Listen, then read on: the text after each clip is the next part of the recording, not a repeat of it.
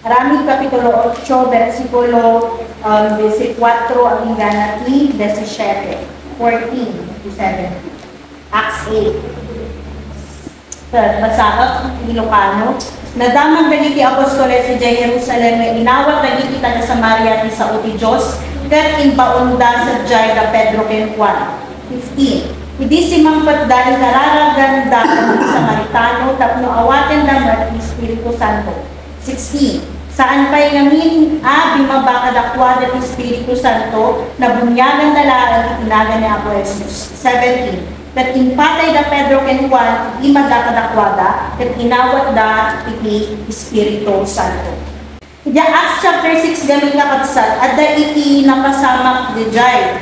Makita yun di jay nga ang madudag iti namati. Ngam adda iti napasamak na dispute. Kung natin nga dispute, kasla nga misunderstanding between two groups iti Kristiyano that time. Kat mabasa yo iti Hebrew, dagiti kano Hebrew ken dagitoy Hellenist.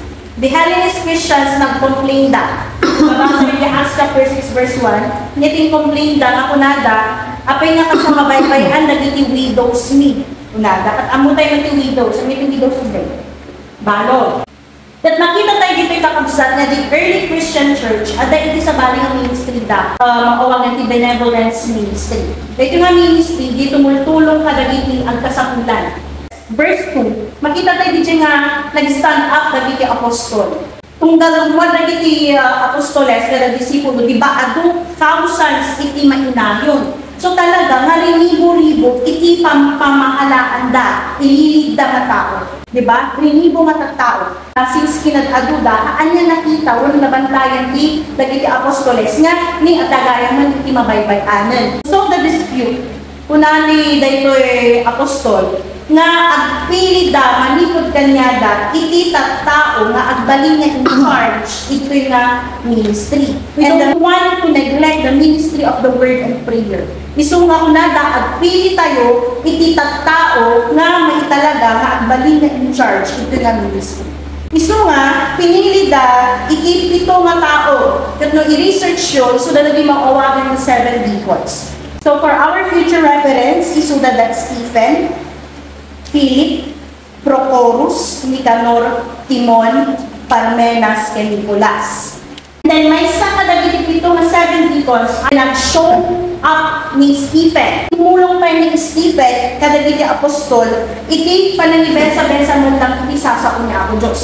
Kat nag-perform lang iti miracles. Ado dagiti mas daang at tao, and eventually agbalinda nga mamati. May convert da iti pamati. Nag-react man dagiti sinagoga. Naku natin nga sinagog, parang dagiti kasla assembly, dagiti makumpuna nga religious leaders at that time. So anong nangyari doon? Dinispute da, gisusuro ni Stephen. Nga makita tayo man dito ay kakabsat Acts chapter 7 nga gapo iti wisdom ni Stephen, handa ka maabak iti wisdom ni Stephen nga interdi santo nga spirito. So since handa ka maabak iti kinasirib ni Stephen, ano yung kastada? Nagiwaras na iti chismis dagiti tao. Ang ginawa nila kay Stephen? Kinuyog nila si Stephen, binugbog nila maybe, and then anong ginawa nila? Binato nila si Stephen hanggang siya ay mamatay. Kung nabasa natin dito yung Bible, the New King James Version ko, hindi niya sinabi na matay si Stephen. He fell asleep. Kunana na dyan. Hindi pinag-describe namin the Bible na he fell asleep, meaning uray nagbibligat ni Stephen, parang hindi niya naramdaman ng pain na yun. Hindi niya na-feel yung pain na yun. So, he fell asleep, parang peaceful siyang namatay.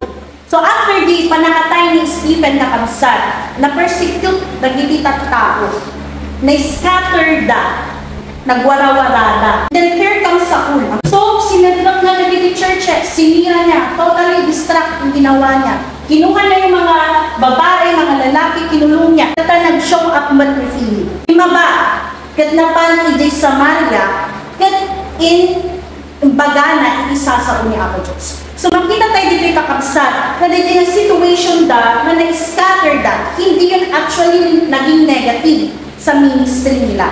Nagbalin nga positive dahil dyan kakabsat. Gaputan na scatter na nga agpaiso, ng kakarumot nga nagwala, isa ni ako Diyos. Gaputan na dito nga, naiwala nga Kristiyano. So ni Philip kakabsat, kasama lagi ni Stephen at that time, nag-perform mo laang iti miracles.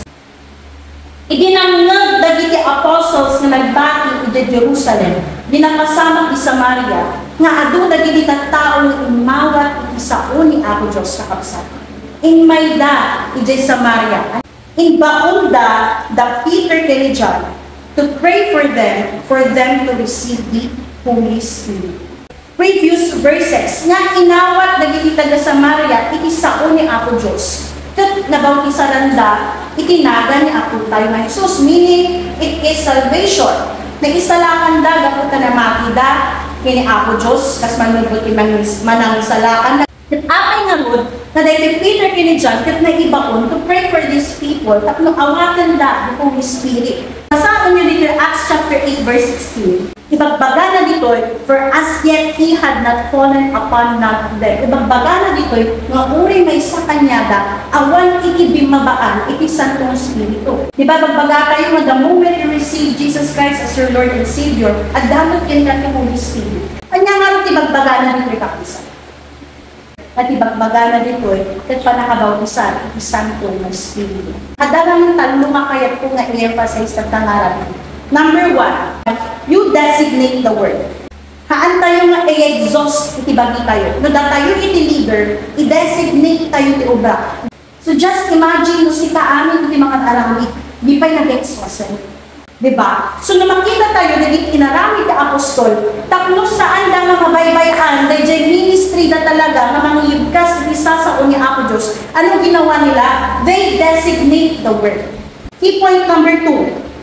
Stand firm. Work on the ministry you are in, even if it is hard. Itakong road in the stand is Stephen. Inawat na din dyan ang ministry, benevolence ministry. But aside from that ministry, hindi lang siya nag-focus lang sa ministry niya. Timulong ba't lang dyan sa bani ng ministry. Now may I ask you today, young people, anong ministry kayo nabibila? Saang ministry kayo? Music? Children's ministry? So, don't expect ano din nung kailangan ministry, dijay ka na. So, learn to love your ministry, learn to dedicate yourself to your ministry, and be filled with the Holy Spirit. Iti may isa kami nga rason nung apay na ito umay na iti sukot iti ministry. Kat agsagdan ka, di dyan ang ministry, gaputaan, hindi mo naman talaga minahal ang ministry mo. Hindi mo naman talaga dinedicate yung sarili mo sa ministry mo. Hindi ka naman nagpasakot kasi sa Holy Spirit dahil sa ministry mo. Tao mo ni Stephen. Sinubok na siya, binugbog na siya and all. Pero hindi tumigil. Namatay na si Stephen, anong nangyari? Natuloy yung ministry. And number 3, kakabsat as I end. Be baptized not only in water but in the Holy Spirit. So after you are saved, after we are saved, what's next? After you receive the baptism in the water, what's next? Kasama ng ating pinagbalik ng Kristiyano makabsat kapasakay mo na mapanagbaksa. Junior high school. After balik kayo nga completed ni junior high school, mapanti senior high school. After kayo magbalik na completed ni senior high school, mag-college kayo. Let's ask, nga niya ako Diyos, mabautisaran, i-baptize na kayo mag-Holy Ghost. Because guys, at adalan tayo iti-impact na musikatat na bautisaran at isang kong espiritu. Ano yung magiging impact? Empowerment.